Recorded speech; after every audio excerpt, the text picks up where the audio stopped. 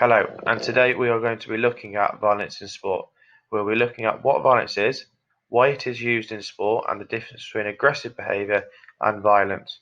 This all falls into Chapter 3.3, Ethical and Socio-Cultural Issues in Physical Activity in Sport.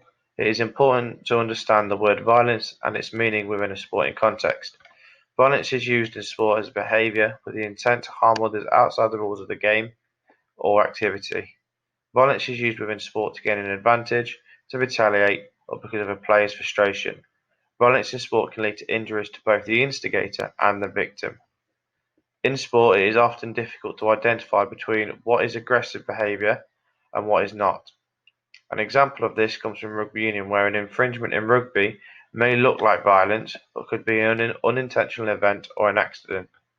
The exact same could be said about boxing. The majority of sports, in some way, have led to examples of violence within their sport. There are four main areas as to why a player may become violent. These are as follows. Number one is an instinctive response. This is known as the instinctive theory. This is where players strike or lash out. They may do this to protect themselves or to defend their territory. An example of this could be when an attacker in football is blocking the opposition goalkeeper at a corner.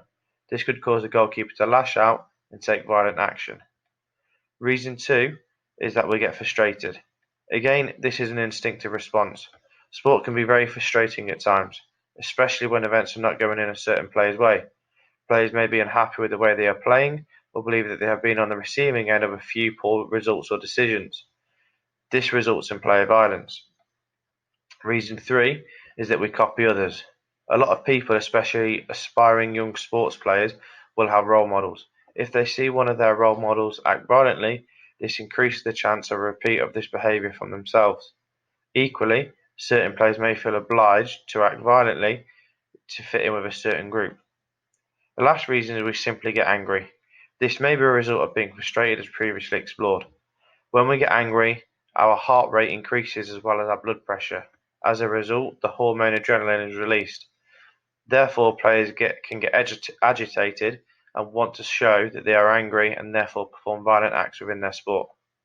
Sporting violence can vary from sport to sport, with some recent examples including rugby union's Manu Tuolangi's punch on Chris Ashton, Mike Tyson biting an opponent's ear, and teammates at Newcastle United, Lee Bowyer and Kieran Dyer, getting into a fight and being sent off. For your exam, you may be required to explain why a player may become violent in sport from one of those four reasons above, and being able to link this to a sporting example. Thank you for watching.